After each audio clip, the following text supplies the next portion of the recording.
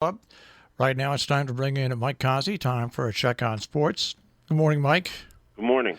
And in this 60-game Major League Baseball season, the Yankee-Red Sox rivalry is dead, and it's the Yankees and Tampa Bay Rays. The only other team with a pulse.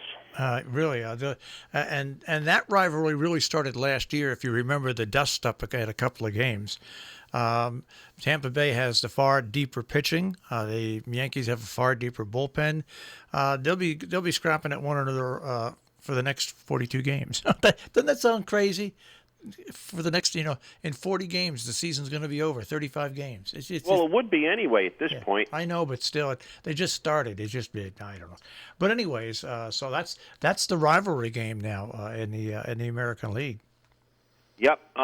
If you look at it from yesterday, and you look at the Yankees lineup with those three players out, their lineup's very normal. Of the starting players that they have, that you're familiar with their names, they're not doing so well, and these are the guys that they're going to have to rely on, because the shuttle to wherever their AAA team is now is not happening, and I don't know what Boone does for a lineup. I think he just puts things in a box and picks them.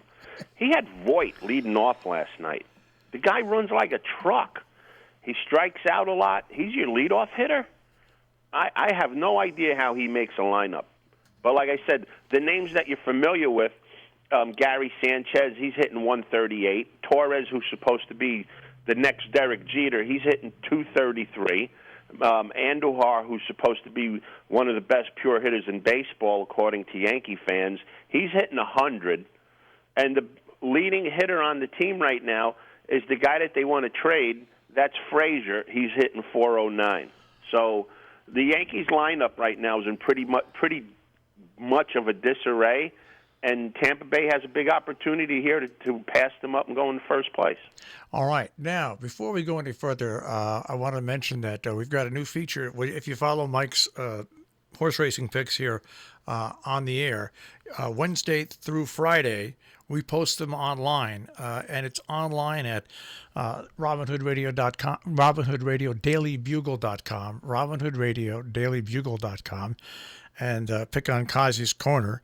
And as a matter of fact, every time we post Mike's morning sports show up on our on-demand page, Wednesday through we'll leave it up Wednesday through the weekend, will be the direct link to that, so you'll be able to see Mike's super pick for the day. All right, before we go back to horse racing, I do have a couple of things to bring up. I just don't know, what's wrong with athletes coming out of college. They get in trouble in college. The college keeps it quiet. They get in the NFL. Washington Redskins picked the running back from LSU. Well, it comes out while the running back was at LSU, he was charged with 2 rapes. Now, he's not convicted. He's charged. But still, the NFL club knew nothing about this, and so they let the guy go right off the bat until the charges are either vindicated or not. It's sooner or later, Mike, when you act crazy in college and the college protects you to protect their season, it's going to come out in the wash. We've been talking about this for a while, how colleges cover up things, and then the way that these people will act in college are ingrained. It gets worse when you get to the NFL, because now you have money in your pocket. And because they've been allowed to do it. Yep. Yeah, I mean, it's well, anyway. So it's funny, though, because like my nephew plays baseball in college, and baseball players don't get away with anything. It just seems that football players and basketball players are the ones that get away with everything. And this is fact, folks, because I have people that I know involved in these sports. Basketball and football, they get carte blanche. They do whatever they want. They jump schools. They do whatever they want to do. If you're not in that two-sport genre, like baseball, which is a pretty big sport, you don't get away with anything. Well, it's just like what happened last week. I was going to bring it up to you, but we didn't have time. The NFL player was booted out of the league because why? Because he tried to sneak in with all. How ridiculous was that? He tried to sneak a woman into his bedroom, and the club caught him. Hotel. And not only did they get dismissed, they fired him. I mean, his contract is null and void. He's gone. Good. I mean, but this is the type of things that they're allowed to do in college, and then they think they can go on and fool the NFL or you can't. It's a life lesson, and sooner or later, something's got to be done about it. That's the problem with, and it even extends into high school. The better athletes get away with everything. They get away with whatever they want to do because of their abilities that they have in whatever particular sport it is. Instead of learning at the early age that your athletic ability doesn't give you get out of jail for free card, that you're responsible for your actions, they go the other way with it and let them get away with it. It's something that needs to change, and it needs to change quick because it goes right into society, and that's the reason why we have problems in society. One of the reasons why we have them. Yeah. And how about the Minnesota picture? Was in the ninth inning. I think he was 1 out away from a no-hitter, and he lost his no-hit bid. I'm glad they gave him the chance to do it. Yeah, you're absolutely right.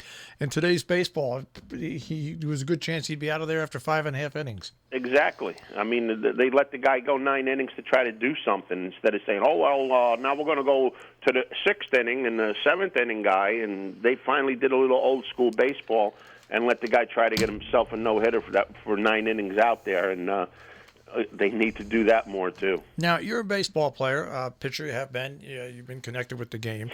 I was watching the Major League Baseball Network yesterday morning, not this morning, yesterday morning when I got home. And there was this big outrage about Tatis's swinging on a 3-ball, no-strike count with the bases loaded in the 8th inning leading. And everybody was talking about the outrage. The only thing that I saw that he did wrong is the coach gave him a take sign, and he didn't follow the take sign. But other than that, you know what? I don't care if it's 10-3, and there have been 6- and 7-run innings in Major League Baseball over the past couple of years, like it's going out of style. So I had no problem with him swinging at 3 balls and no strikes and hitting a grand slam home run. Other than the fact, professional baseball. Yeah, other than the fact that he did not listen to the manager's sign. Other than that, I have no problem with it at all. It's in your blood. If you're a baseball player, I'm sorry. It's professional baseball. Yeah. A guy has a bat in his hands. His job is to hit the ball. It's not high school. It's not daddy rec ball where you don't run the score up. It's professional baseball.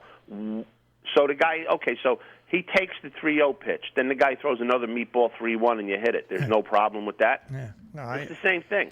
Like you said, if the coach gave him the take sign and he swung through it, well, then he's got to deal with the coach and he's got to deal with them. But he didn't do anything wrong by swinging at the pitch. No, and the coach will deal with him by saying, next time I give you a take sign, you'll take or else you'll sit.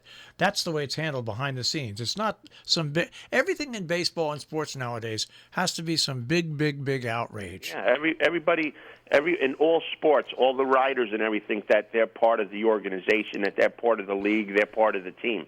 It doesn't work that way. You're nothing more than a flunky that's using a pencil or a keyboard now to write your opinion on stuff, and instead of writing facts. If you're upset with him that he swung 3-0, well, that's your problem.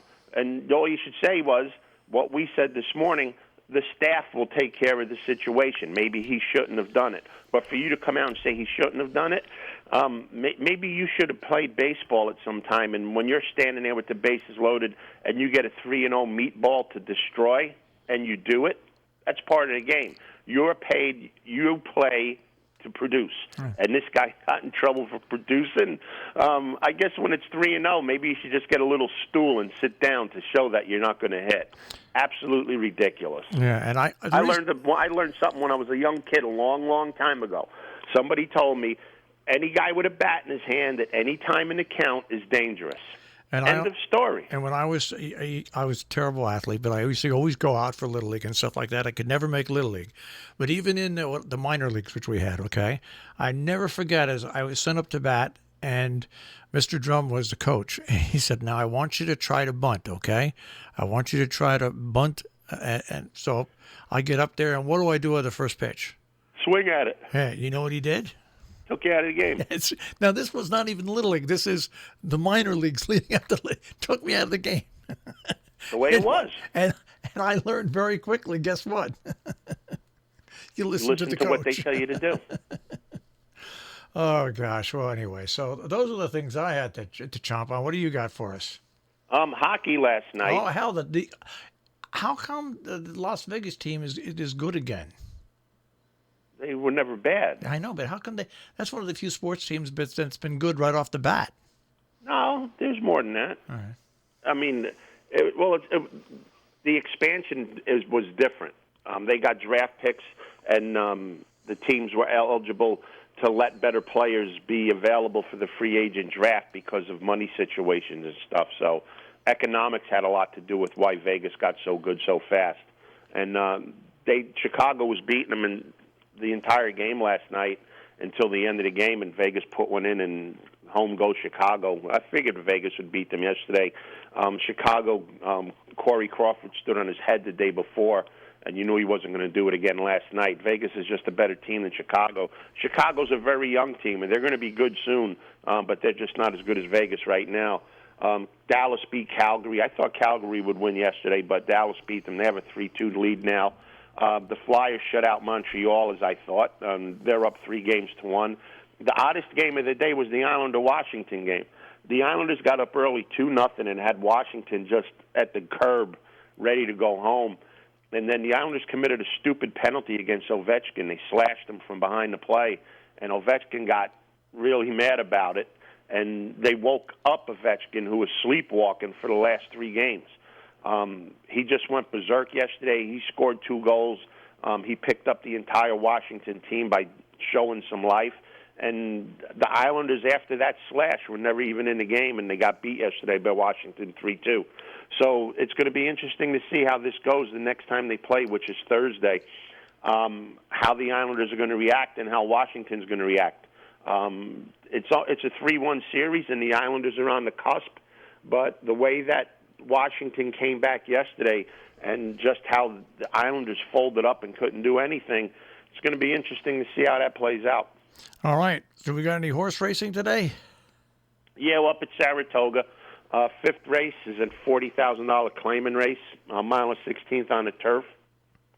8 horses here. There's a lot of speed in this race, and one is a coupled entry. One has speed, one doesn't. So we're looking for a couple of closers here. And the closer at a price is going to be the 1A, Zero Gravity. This horse has run some nice races at Churchill Downs, and we've been saying the entire Saratoga meet, horses that ran well at Churchill this year, running big up at Saratoga. So Zero Gravity is one of those horses. He'll sit about 6 lengths off and make one run, and I think he gets it done. He's a 5-1 morning line, and I think he should get the job done today. So in the 5th race at Saratoga today, the pick is the 1A, Zero Gravity. If he gets scratched, folks, don't play the 1 because the horse I like is the 1A. So we'll see how that goes. I don't think they're going to scratch one part of the entry because both are in for the turf, and they have 2 separate jockeys named on it. So I'm kind of thinking both are going to go to post today. So 1A, Zero Gravity is the play for today up at Saratoga.